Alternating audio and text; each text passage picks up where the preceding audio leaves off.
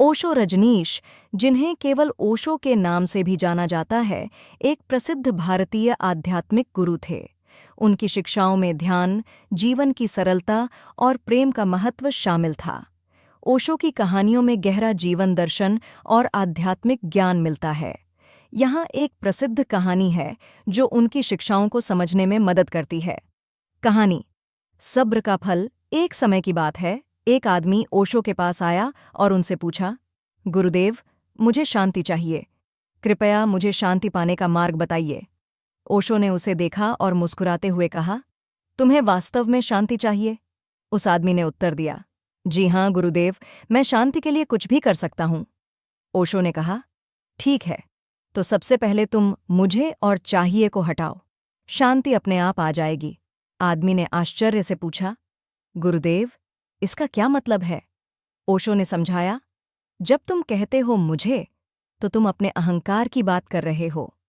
चाहिए तुम्हारी इच्छाओं को दर्शाता है। जब तुम अहंकार और इच्छाओं को छोड़ दोगे, तब तुम अपने भीतर की शांति को प्राप्त कर लोगे। आदमी ने सोचा और फिर पूछा, गुरुदेव, अहंकार और इच्छाओं को छोड़ना कैसे संभव है? ओशो ने उसे एक और कहानी सुनाई। एक समय की बात है, एक साधु एक गांव में आया। उस गांव के लोग हमेशा परेशान रहते थे। उनकी जिंदगी में कोई शांति नहीं थी। साधु ने देखा कि गांव के लोग अपनी परेशानियों का हल बाहर ढूंढ रहे थे। वह एक पेड़ के नीचे बैठा और ध्यान लगाने लगा। धीरे धीरे गांव के लोग उसकी तरफ आकर्षित होने लगे और उसके पास आने लगे। गांव के एक व्यक्ति ने साधु से पूछा, महात्मा जी, हम शांति कैसे पा सकते हैं?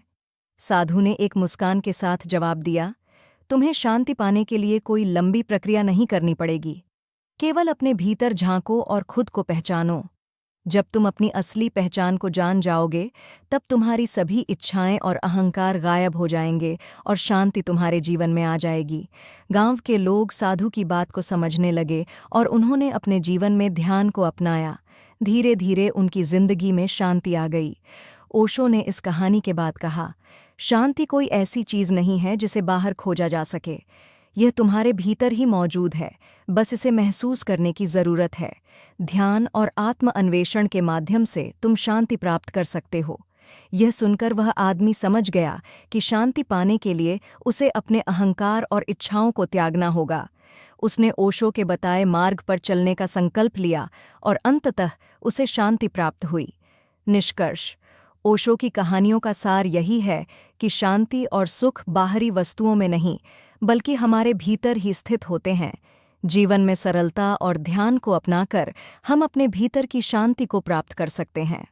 ओशो की शिक्षाएं हमें सिखाती हैं कि असली शांति और संतोष पाने के लिए हमें अपने भीतर की यात्रा करनी होगी।